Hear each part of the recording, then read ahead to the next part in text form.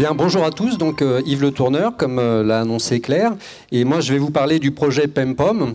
Donc juste pour resituer par rapport à l'ensemble du projet qui a été présenté ce matin, le continuum depuis je cherche le battant des lames, pour reprendre une expression réunionnaise, le battant des lames jusqu'au récif. Moi, je suis tout à fait en bout de chaîne, donc je suis vraiment sur le récif.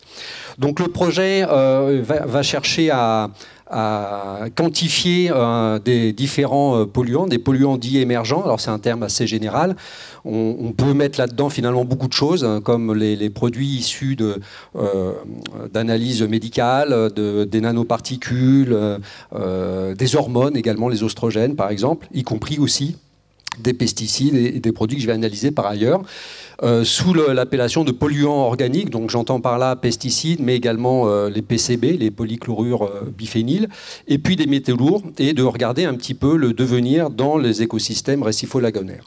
Alors c'est un projet qui va durer 3 ans, et plus si affinité, et pour lequel les principaux partenaires impliqués sont, outre l'université, le CHT pour la partie imprégnation humaine, l'IRD pour la partie, on va dire, biologique et notamment sur les oiseaux marins, et puis également des partenariats avec des universités de métropole, l'Université de La Rochelle et l'Université d'Aix-Marseille, et en particulier la faculté de pharmacie dans ce dernier cas. Alors d'où vient l'origine du projet? En fait, j'avais déjà commencé à travailler un petit peu sur cette problématique, contaminants métalliques et organiques, dans le cadre d'un travail que j'avais fait en 2012 sur la foi pour la partie calédonienne, et que j'avais également dupliqué à Wallis et à Mooréa avec des collègues du CRIOB, pour ceux qui connaissent, dans le cadre d'un programme qui avait été financé par le LabEx Corail. Et alors ça a pris beaucoup de temps, c'est quelque chose qui a été publié récemment pour celles et ceux qui sont intéressés. Je peux évidemment leur envoyer ce document. Alors les applications au moins potentielles pour la société, elles sont à mon sens au moins de 3 niveaux, c'est-à-dire des implications possible en termes de gestion de la ressource et des produits de la mer de façon assez globale, si par hypothèse on avait des taux de contamination qui posaient des questions de cette nature-là. On peut également avoir des implications en termes de conservation d'espèces d'intérêt patrimonial, et là je pense en particulier aux oiseaux marins que l'on a sur lesquels un travail est en cours et n'est pas achevé sur entre Casteaux. Et puis également une réflexion, là aussi on est dans la réflexion possible sur les capacités de détection fine sur notamment les polluants en général, mais surtout sur les polluants émergents, et éventuellement des améliorations que l'on pourrait imaginer pour améliorer les capacités de détection et, si possible, évidemment, d'épuration. Alors comment on a travaillé de façon, j'allais dire, assez classique. Pour la partie biologique, on a travaillé sur différents compartiments de l'écosystème corallien. J'entends par compartiment, c'est-à-dire les sources de matière organique, des algues, des choses comme ça, des invertébrés et des poissons de différentes stratégies alimentaires. On a des herbivores, des omnivores, des carnivores, etc. Et on est en mesure de mettre ces valeurs-là, ces différents compartiments, en relation avec les concentrations de composés que l'on va mesurer, et ceci avec le niveau trophique. J'entends par niveau trophique le fait d'avoir des organismes qui sont de plus en plus hauts dans les chaînes alimentaires. Et on cherche également à mettre en relation la consommation des produits de la mer avec l'exposition humaine. Donc là, on a un travail de partage avec Nickel Chrome, dont Francine vous a parlé un petit peu ce matin. Alors d'un point de vue des méthodes, relativement là aussi classiquement, on a des prélèvements en plongée, soit à la main pour les organismes qu'on peut collecter facilement, comme évidemment les algues et certains invertébrés, au fusil sous-marin pour certains poissons, et pour d'autres, on peut utiliser des anesthésiques de type essence de clou de girofle pour les poissons de plus petite taille.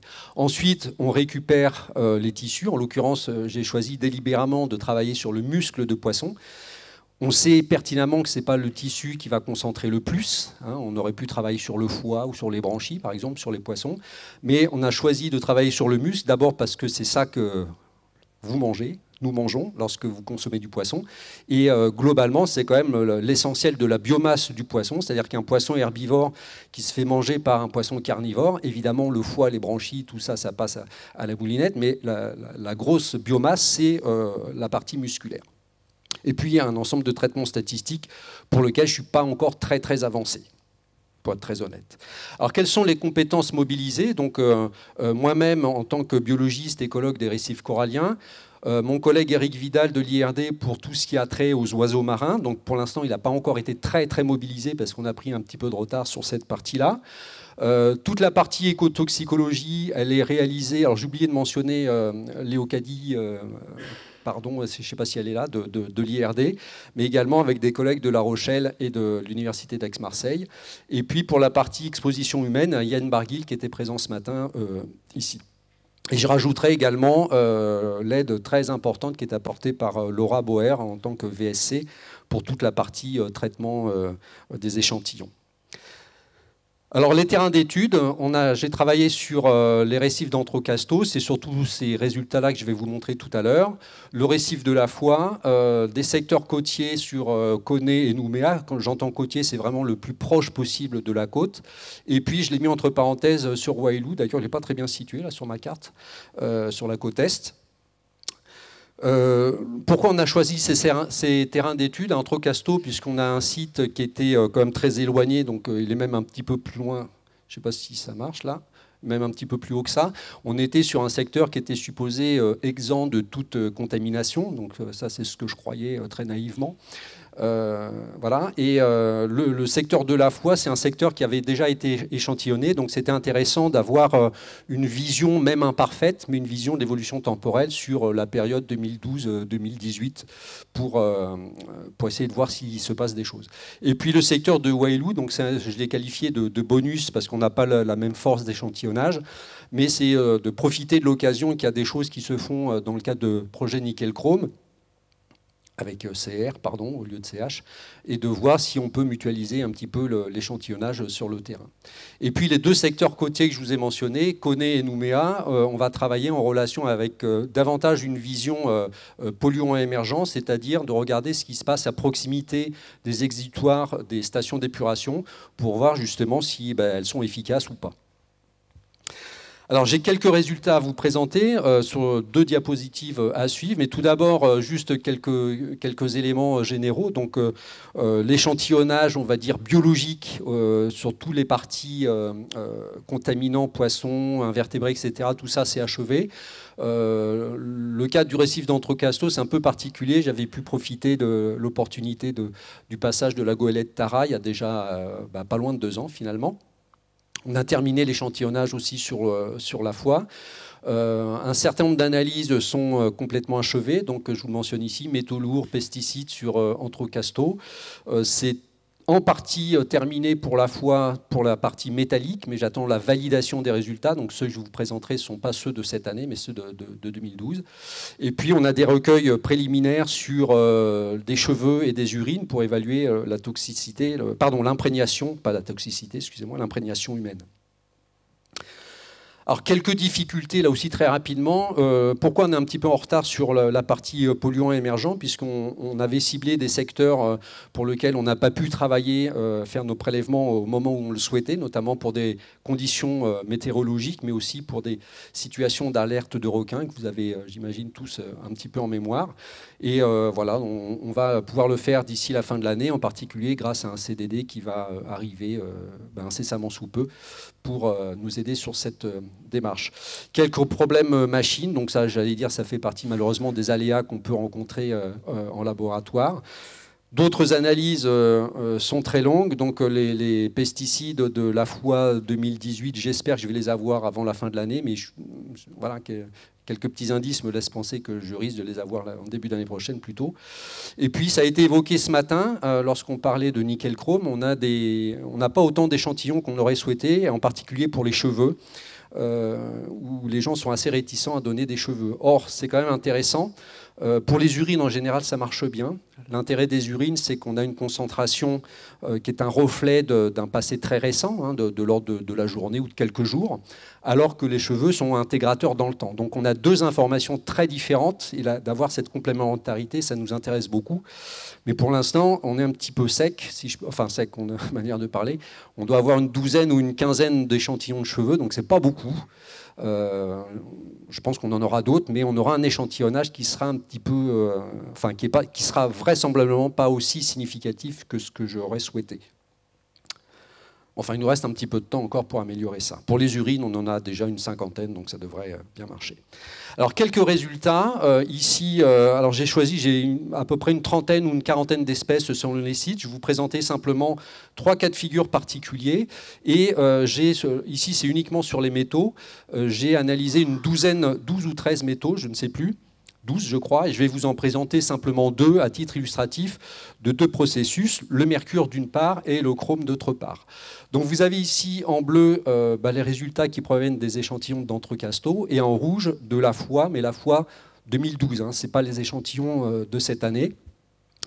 Et vous avez ici donc 3 espèces prélevées dans le milieu. Donc un petit poisson demoiselle, pour les connaisseurs, il s'appelle Stegastes nigricans. La loche saumonée gros point et la loche saumonée petit point. Et puis vous avez également ici, non pas les oiseaux en tant que tels, mais le guano. Donc on a récupéré sur Entrecasteaux, on a récupéré du guano. Donc voici ici les concentrations de mercure. Alors juste un premier élément très rapide, vous voyez que ce sont les valeurs moyennes. On a quand même une variabilité individuelle qui est quand même très marquée, en particulier chez les loches, qui sont de mémoire à peu près toutes de taille comparable. On n'a pas un très petit et un très grand qui pourrait expliquer cette variabilité individuelle.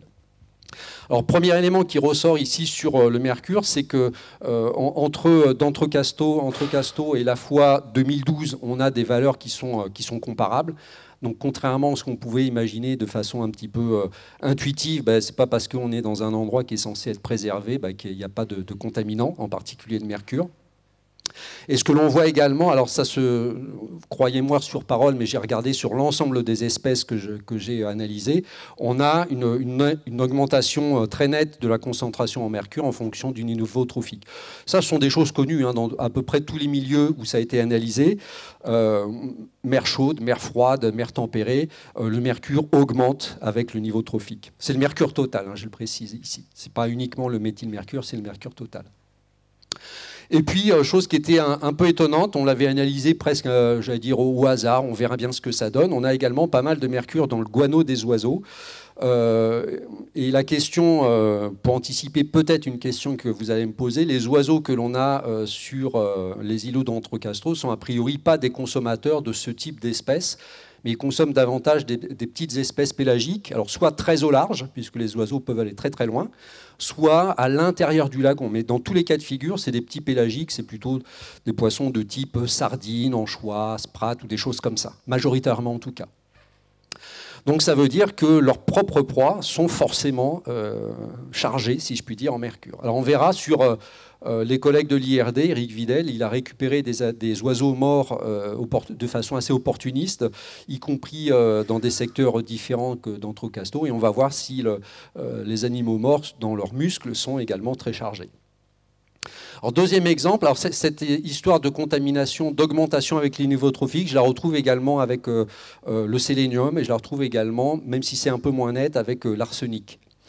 Et par contre, pour tous les autres métaux, on a un petit peu ce type de choses, c'est-à-dire ce que vous voyez ici dans le bleu. Alors l'échelle est peut-être pas très flagrante ici, mais on n'a pas d'augmentation du chrome avec le niveau trophique. En revanche, on a une différence assez nette en fonction des sites. Donc on voit bien ici que sur le site, j'allais dire côtier de la foi, on a des concentrations qui sont bien supérieures au site que je vais appeler ici océanique. Donc ce qui nous laisse penser qu'effectivement, on a un rôle important de la grande terre en tant que telle, et le chrome étant un des métaux qui est souvent associé à l'activité minière, on n'est finalement pas très très surpris. Par contre, ça pose la question d'où vient le chrome, et pareil que pour le mercure d'ailleurs, d'où ça vient pour ce que l'on trouve à Entrecasteaux. Et il y en a un petit peu dans le guano des oiseaux, mais il n'y en a quand même pas énormément, donc la question c'est d'où est-ce qu'il vient. Alors, il peut venir des particules atmosphériques, il peut être véhiculé par les courants marins, par exemple. Ce sont des hypothèses. Deuxième figure, et j'en resterai sur cet exemple-là, cette fois-ci pour des contaminants organiques, avec là aussi deux exemples, simplement, le cas du glyphosate. Je dois avoir 14 autres pesticides. Tout ce qu'on a mesuré, on l'a trouvé, hein, donc ça, sans exception. Et sur les congénères des PCB, j'en ai avoir 14 ou 15 également. Et j'ai choisi de vous présenter ici la somme de tous les PCB que vous avez là, et ici le cas du glyphosate pour lequel je n'ai pas de données, ND ça veut dire no data, je n'ai pas de données sur la foi pour des raisons de problématiques d'analyse à ce moment-là. Donc ce qui ressort ici, c'est que les concentrations en PCB, elles sont modestes, mais malgré tout, il y en a partout. Ça, c'est quand même un petit peu, ça questionne, parce que les PCB, c'est généralement considéré comme un marqueur d'activité industrielle. Or, hormis le cas des usines métallurgiques, on n'est quand même pas dans un tissu industriel comparable à ce qu'on pourrait avoir dans des pays européens ou d'autres, hein, d'ailleurs. Alors, il y a toujours et aussi, on en trouve également un petit peu dans le guano des oiseaux, donc il y a un rôle plausible, en tout cas, de contamination par cet intermédiaire. Bon, ça reste évidemment à confirmer. Et au regard des valeurs que l'on trouve ici, on voyait qu'entre notre petite, j'ai oublié de le préciser, c'est un petit herbivore omnivore, mon petit poisson demoiselle, et nos deux carnivores, on a des choses très très différentes. Donc il n'y a pas de lien évident avec le niveau trophique ici pour les PCB. En tout cas pour la somme des PCB. Et puis, autre exemple, le glyphosate, qui est un produit évidemment très médiatique pour des raisons que vous connaissez tous. On a là aussi une contamination généralisée, même à D'Entrecasteaux, il y a du glyphosate. Donc, c'est certainement pas évidemment un apport local, bien évidemment. Et puis, ça semble, alors ça sera confirmé avec les résultats de la foi de cette année, enfin de l'année dernière plutôt, de voir si on a des valeurs également importantes sur nos loches saumonées, puis sur d'autres espèces que j'ai analysées. Alors, en termes de perspective, la perspective la plus immédiate, bien entendu, c'est de terminer le travail, puisqu'on est à peu près à mi-parcours. On a un certain nombre d'échantillons qui sont acquis, qui n'ont pas encore été analysés, donc notamment les oiseaux marins, les urines, les cheveux. Donc ça va démarrer dans les mois qui viennent.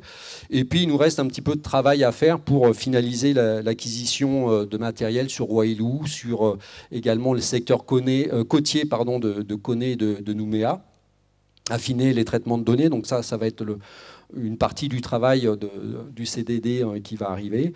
Et puis, une partie de notre travail en tant que chercheur ou enseignant-chercheur, c'est aussi de faire des publications scientifiques, donc ça reste un objectif. Voilà, puis peut-être à plus long terme, l'ensemble de ces résultats, ça pose quand même un certain nombre de questions pour lesquelles j'envisage de déposer un projet de type ANR, pour lesquels, alors évidemment, on est encore dans une prospective qui reste à clarifier, bien entendu, pour lequel il pourrait y avoir plusieurs questions d'intérêt, c'est-à-dire avoir une vision de la contamination aussi bien par les pesticides et métaux lourds à une échelle plus vaste que celle de la seule Calédonie, parce que la présence d'un certain nombre de composés dans les poissons d'Entrecasteaux, par exemple, ne peut pas s'expliquer autrement que si on ne prend pas en compte des secteurs voisins, éventuellement éloignés. Éventuellement de regarder ça un petit peu sur un nombre restreint d'espèces cibles, c'est ce que j'ai un peu commencé à faire au travers d'un projet financé par le Fonds Pacifique, essayer de voir si on arrive à modéliser les facteurs explicatifs de cette distribution spatiale des contaminants, soit à l'échelle du Pacifique, mais également à l'échelle calédonienne, puisque une grande échelle n'est pas forcément contradictoire avec une analyse à une échelle plus petite. Et moi, je suis convaincu que la clé, finalement, enfin une des clés de ces processus-là, c'est la biologie des bestioles. C'est-à-dire qu'on n'arrivera pas à comprendre véritablement ce qui se passe si on n'a pas une connaissance un petit peu plus fine de la biologie des espèces et de leur physiologie. Alors, on n'est pas complètement dans le noir, hein. Il y a des espèces pour lesquelles on sait un petit peu quelle est leur biologie, mais pour d'autres, on est quand même on tâtonne un peu. Et puis au-delà de ça, donc là on est dans l'explication des processus, enfin essayer de comprendre les processus. Par contre, ce qui va être intéressant, c'est également la vision un petit peu prédictive, c'est-à-dire que là on va avoir finalement comment je dirais, une photographie à un temps T, même si sur la fois on aura une petite vision temporelle, mais essayer de voir qu'est-ce qui va se passer dans un futur plus ou moins proches ou plus ou moins éloignés, c'est selon, en fonction des perspectives démographiques, en fonction des perspectives de changement climatique. Alors je sais bien que c'est un peu la tarte à la crème, le changement climatique, mais ce qui est intéressant ici, c'est qu'il y a eu un travail qui a été publié, je crois, l'année dernière, ou au plus il y a 2 ans, notamment sur les cyclones, avec des tendances qui sont très nettes à la diminution de la rapidité avec laquelle les cyclones passent sur les secteurs.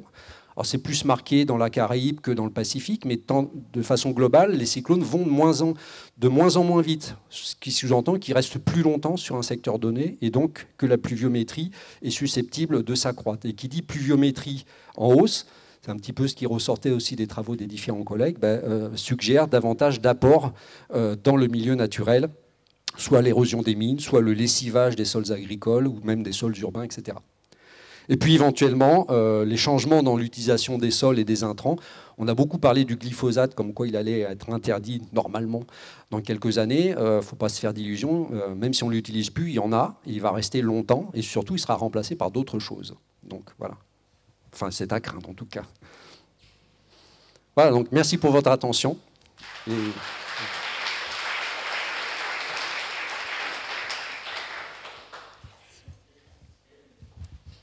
Est-ce qu'il y a des questions? Il y en a forcément.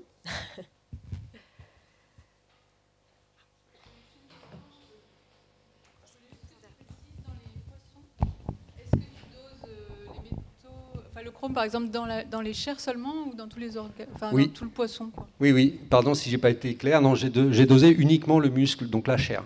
Voilà. Donc c'était. Alors c'est un choix discutable, hein, parce que si on veut avoir vraiment des valeurs plus importantes, on mesure dans le foie, qui est un concentrateur bien connu. Mais voilà. Donc on a fait le choix là. Et pendant que j'ai le micro, en fait, j'aimerais bien savoir ce que les gens disent quand ils veulent pas donner leurs cheveux. Alors, en fait, il y a des gens qu'on élimine. Là, c'est Francine, elle aurait pu répondre mieux que moi parce que c'est elle qui a fait cette partie-là. Il y a des gens qu'on élimine d'emblée, c'est-à-dire des gens qui sont des couleurs, par exemple, ou qui ont eu des couleurs. Donc là, même s'ils sont volontaires, on les élimine. Et puis, comment je vais dire ça ? Il faut que je trouve un terme un peu diplomatique, mais je ne sais pas trop comment le dire. Donc pardonnez-moi si je froisse quelqu'un. Mais en gros, il y a des gens qui ont peur qu'on jette des tabous, qu'on jette des sorts avec les cheveux. Voilà, donc qu'on fasse de la sorcellerie. Alors évidemment, ça dépend un peu des populations, vous vous en doutez. C'est des réticences. Alors elles ne sont pas toujours exprimées, mais on le sent. Et c'est essentiellement dans le milieu mélanésien et océanien, au sens large d'ailleurs, qu'on a ce type de réaction. Enfin, c'est comme ça qu'on l'interprète. Après, j'espère que je ne dis pas de bêtises, mais on l'interprète comme ça. Après, peut-être qu'on communique pas bien aussi, c'est possible. Bonjour, moi c'est Antoine, ingénieur à Lyon, bureau d'études Soproner. Donc je trouve cette étude intéressante. Nous, de notre côté, par rapport au suivi qu'on peut effectuer dans le cadre d'opérations minières, effectivement, on s'intéresse aux contaminants métalliques dans les organismes qui sont consommés par les populations. Et on est souvent confronté à une difficulté d'interprétation sur des dépassements de normes de consommation qui sont limitées à quelques métaux lourds. Et on a quand même un besoin fort d'avoir quelques seuils, parce qu'effectivement la lecture de ces éléments métalliques doit être souvent contextualisée par rapport aux inquiétudes des populations locales. Et donc ça, c'est généralement une difficulté, c'est qu'on a quand même des boîtes biologiques noires en fait, qui ont des capacités différentes d'accumulation. Nous, on a trouvé parfois des concentrations très élevées dans des organismes de bas niveau trophique, notamment des filtreurs, hein, puisqu'ils vivent dans la matière, dans le sédiment. Et donc, quelque part, effectivement, nous, ces questions-là sont importantes pour mieux comprendre et mieux expliquer les choses, et aussi, finalement, avoir un lien de causalité entre les éléments accumulés et les pressions sur le bassin versant n'est jamais direct. Donc ça, c'est compliqué. Et puis, effectivement, il y a la boîte aussi de la consommation humaine qui intervient. Et donc tout ça par rapport au risque, ce que je veux dire, c'est qu'effectivement, on a tous à gagner, à mieux comprendre et éventuellement partager nos résultats, puisqu'aujourd'hui, on reste un petit peu sur notre faim par rapport à cette problématique-là. Alors, merci pour cette intervention, parce que je suis assez d'accord avec ça. Alors, évidemment, je ne l'ai pas précisé, mais j'en parlais tout à l'heure avec Sébastien ce matin. Là, je sais effectivement que un certain nombre de bureaux d'études, en réponse aux besoins des miniers, travaillent sur un certain nombre de métaux. Alors, je ne sais pas quel est le chiffre exact. J'imagine il y a le nickel, il y a le chrome, le cobalt, et puis peut-être quelques autres. Une problématique à laquelle moi je suis assez sensible, c'est comment dirais-je, la notion, vous avez parlé de cause. Moi j'observe des corrélations, c'est pas pour autant que pour moi il y a systématiquement un lien entre corrélation et causalité. Donc ça c'est un problème d'interprétation, c'est un peu le cas des boîtes noires que vous évoquez. Et moi j'ai oublié de le mentionner tout à l'heure, mais il y a cette notion d'effet cocktail. Alors c'est pas parce qu'on sort de table qu'on parle de cocktail, mais lorsque l'on a des seuils réglementaires, on parle bien ici de seuils réglementaires, on n'est pas dans l'approche forcément médicale, mais un seuil réglementaire pour le mercure qui va être d'1 milligramme ou j'ai oublié l'unité. Enfin, il y a des seuils réglementaires pour chacun des métaux, enfin pour certains des métaux, pour quelques-uns il n'y en a pas. Le fait d'être très en dessous pour le mercure, d'être très en dessous pour le nickel, d'être très en dessous pour le cobalt, finalement, comme vous avez les trois en même temps, ben, qu'est-ce qui se passe? C'est ça que j'entends par l'effet cocktail. Le fait d'avoir presque rien sauf du mercure, mais vous avez la dose de glyphosate, qu'est-ce qui se passe? Vous voyez, donc ça pose des tas de questions sur le plan, évidemment, pour l'imprégnation des espèces l'imprégnation humaine, donc avec les risques sanitaires éventuels, mais ça pose aussi des questions indirectement pour le devenir des populations aquatiques en tant que telles. C'est-à-dire, est-ce que la reproduction est affectée? Est-ce que la qualité comment dirais-je, de vie de votre animal est affectée significativement ou pas? Je sais que les collègues de l'IRD ont pas mal travaillé sur le corail, sur 2 ou 3 genres de coraux, sur le nickel en particulier, le chrome aussi me semble-t-il, mais j'ai pas le souvenir qu'ils aient fait... voilà, tout simplement parce que c'est compliqué, quoi. Voilà. Ah non, pas Pierre.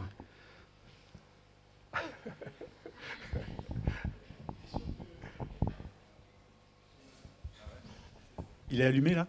Oui. On est sûr qu'il n'y a jamais de glyphosate qui a été utilisé. Sur surprise, je sais qu'il y a eu en tout cas des opérations de dératisation, de contrôle des espèces envahissantes, donc peut-être végétales aussi. C'est assez effrayant de trouver du glyphosate là-haut. Est-ce qu'on a à ce point-là réussi à polluer tous les coins de la planète?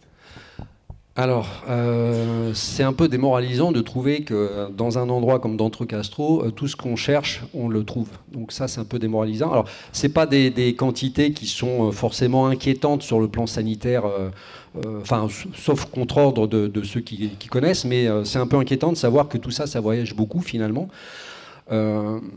En même temps, si on regarde ça dans une perspective un petit peu plus large, moi je me souviens à l'époque, c'est des travaux assez anciens, qui avaient été publiés sur les ours polaires. Donc je passe complètement du coq à l'âne, mais les ours polaires sont pleins de mercure, alors que là où ils vivent, normalement il n'y a rien, ou pas grand-chose en tout cas. Ce qui veut dire que finalement toutes ces tous ces contaminants voyagent un peu partout, soit par des retombées atmosphériques, soit par les courants marins, soit par peut-être des processus en partie naturels. Le mercure, c'est en partie naturel. Voilà, donc oui, il ne faut pas se faire d'illusions. Lorsque vous entendez des gens qui vous parlent de milieux pristines, non, ça n'existe pas. Depuis longtemps, ça n'existe plus même. Les milieux pristines. Je ne sais pas si j'ai répondu à ta question. Non? Pardon. T'es sûr qu'il n'y a pas de glyphosate? A priori, non, il n'y en a pas eu. Voilà. Alors par contre, juste puisque tu me poses la question sur surprise, c'est un secteur qui a été très exploité pour le guano, hein, bien sûr. Je crois qu'Éric Vidal m'avait sorti une publication ou un rapport dans lequel ils avaient enlevé 2 ou 3 mètres de guano lors de l'exploitation. Et il y a quand même des choses qui sont restées là-bas, donc notamment des rails de chemin de fer. Il y a encore une vieille locomotive qui roule, des trucs comme ça. Donc on peut comprendre pour partie la contamination métallique sur prise, mais la contamination organique, à ma connaissance, on n'a rien utilisé là-bas. En tout cas, pas du glyphosate, ça c'est sûr. Et encore moins, il y a de la chlordécone, il y a aussi du malathion, donc des choses assez sympathiques. Donc si on garde le même ordre d'idées, a priori, des polluants qui sont émis, enfin l'idée d'ailleurs qui est celle de l'idée du programme au fil de l'eau, hein, c'est-à-dire des choses qui sont plutôt émises sur la Terre, et qu'on va retrouver loin de la Terre. Est-ce que c'est évident de savoir les mécanismes de transport? Est-ce que ça présente un intérêt de savoir quels sont les mécanismes qui ont transporté ces contaminants depuis éventuellement la Terre, la Nouvelle-Calédonie, jusqu'à Entrecasteaux? Est-ce que c'est important? Chacun jugera. Les mécanismes, alors un des mécanismes, c'est probablement, enfin de façon quasi certaine, c'est les transports par le vent. Notamment, il y a une thèse qui a été réalisée il y a quelque temps par Camille, alors je ne sais plus si elle avait calculé des distances, mais le transport aérien des particules en fonction de leur taille, évidemment, plus la particule est grosse et moins elle s'en va loin, et plus la particule est fine, plus elle est susceptible d'aller loin. Donc ça va dépendre évidemment de la particule, en quoi cette particule est chargée, en chrome, en nickel ou en rien du tout. L'intensité des vents, le fait qu'on ait un alizé très soutenu pendant, je sais pas moi, une dizaine de jours, ou au contraire pendant un jour et puis après ça s'arrête, évidemment tout ça est important. Et pas du tout les courants marins? Pour certaines, si, probablement. Probablement. Maintenant, faut regarder un petit peu là, à l'échelle du Pacifique et à l'échelle du lagon, comment le flux, effectivement, drivé éventuellement par les alizés. On sait que ça a été, les collègues de l'IRD ont travaillé pas mal là-dessus, à ma connaissance, surtout dans le lagon sud, mais il est assez probable que les processus soient similaires dans le lagon nord. Et les petits pélagiques migrateurs, je ne sais pas, juste des pistes? C'est-à-dire ? Il y a une accumulation dans la chaîne trophique. Donc si on trouve des petits poissons assez bas dans la chaîne trophique qui bougent beaucoup, ça fait un mécanisme de transport. Certes, c'est indirectement, c'est ce que j'ai voulu dire lorsque j'ai parlé des oiseaux, donc peut-être j'ai pas été assez clair. Est-ce qu'il y a une accumulation? C'est pas systématique, hein. On a des composés comme le mercure où on sait très bien que ça s'accumule. Pour d'autres composés, c'est la réflexion qui a été faite tout à l'heure. On a des taux importants dans les filtreurs, par exemple, et puis sur les espèces de niveau trophique supérieur, on n'a pas grand-chose finalement. Donc voilà. Ça dépend beaucoup des composés en fait.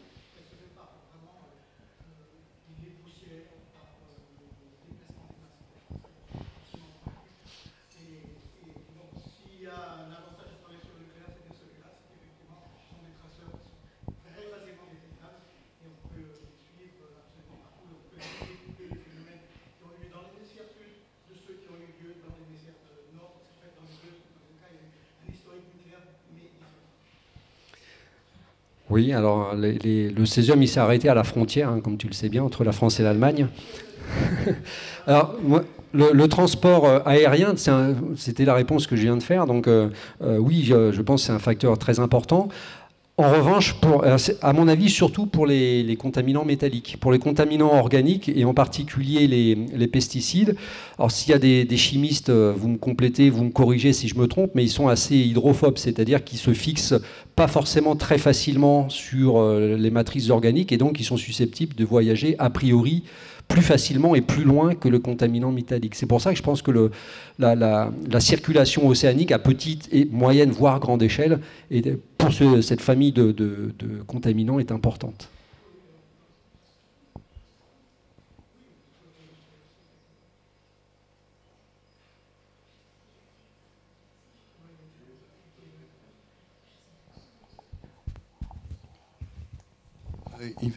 Pour le cas du glyphosate, bon, c'est vrai, il faut un produit mouillant normalement, donc ça c'est hydrophobe. Pardon ? pour le cas du glyphosate et tous ces produits qu'on sulfate un peu partout et qu'on traite, il faut un produit mouillant généralement pour que ça adhère. Bon, sinon, pour cette question-là aussi, est-ce qu'il ne serait pas intéressant d'aller voir ailleurs, sur d'autres îles isolées, avant de généraliser le fait, quoi? Parce que là, en fait, dans ton discours, on perçoit, sans amoindrir la menace, hein, c'est pas ça, mais on perçoit en fait une généralisation au niveau de la Terre, du globe, de ces contaminations. Or, c'est peut-être la proximité à l'Australie, notamment, qui traite beaucoup, qui emploie beaucoup de ces produits-là, parce que la Calédonie, c'est quand même minime.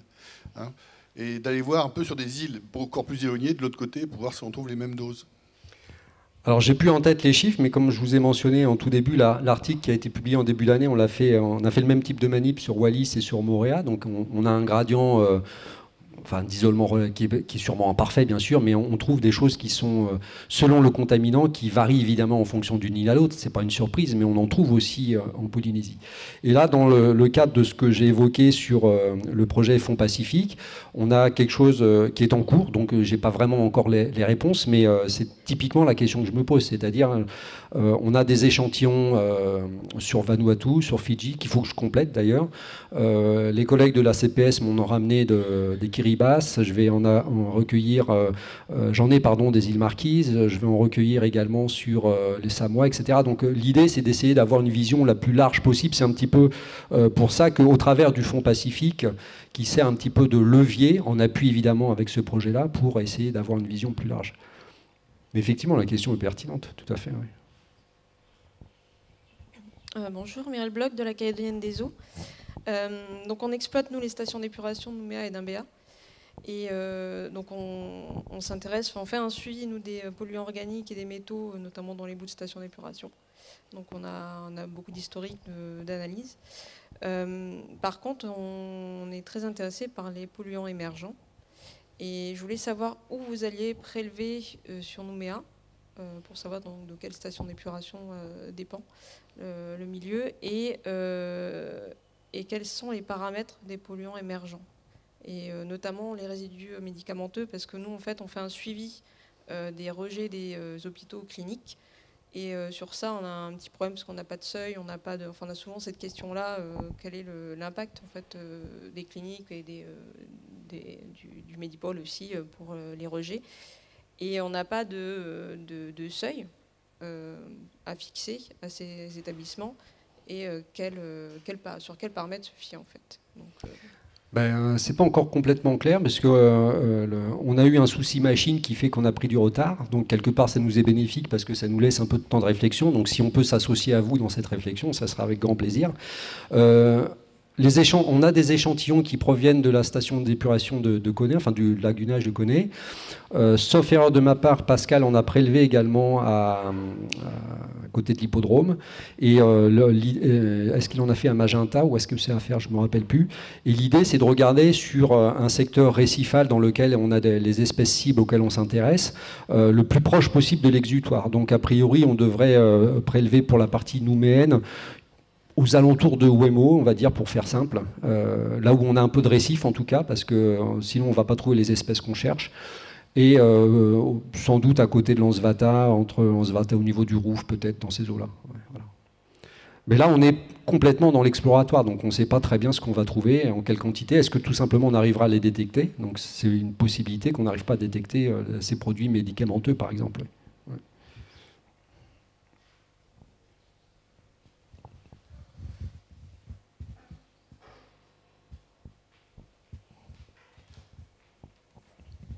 Bonjour, je voulais savoir si vous aviez aussi réfléchi à regarder un petit peu pour la pollution du plastique, donc pas avec des grosses bouteilles ou ce genre de choses, mais avec les micro-bouts de plastique sur lesquels d'autres polluants vont aller se fixer, parce qu'on sait maintenant qu'il y a aussi plein de petits polymères, etc., qui se baladent.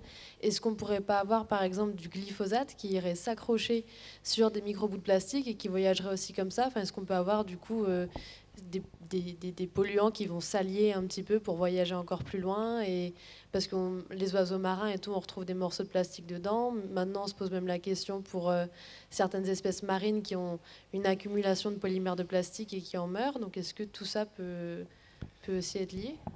Alors on va pas le faire, mais c'est une question effectivement, j'allais dire émergente, là si je puis utiliser ce terme-là pour le coup.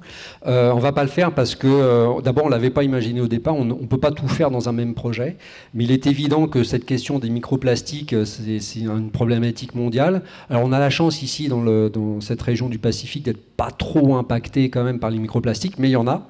Et peut-être qu'une première partie, une première réponse à votre question, c'est lorsqu'on va regarder les oiseaux marins, on a des oiseaux marins qui ont été retrouvés morts, soit de leur belle mort, si je puis dire, ils n'avaient pas de plastique dans l'estomac, et puis il y en a quelques-uns pour lesquels il y a effectivement du plastique. Donc on verra si on a une différence importante entre la contamination musculaire de l'oiseau mort, donc on n'est quand même pas on n'est pas dans de l'intrusif là évidemment, l'oiseau mort, est-ce qu'on a des différences importantes et auquel cas, en termes de contamination, qu'on pourrait, par hypothèse, relier à l'ingestion de plastique et donc au fait que les plastiques, probablement, effectivement, comme vous avez raison, véhiculent un certain nombre de produits.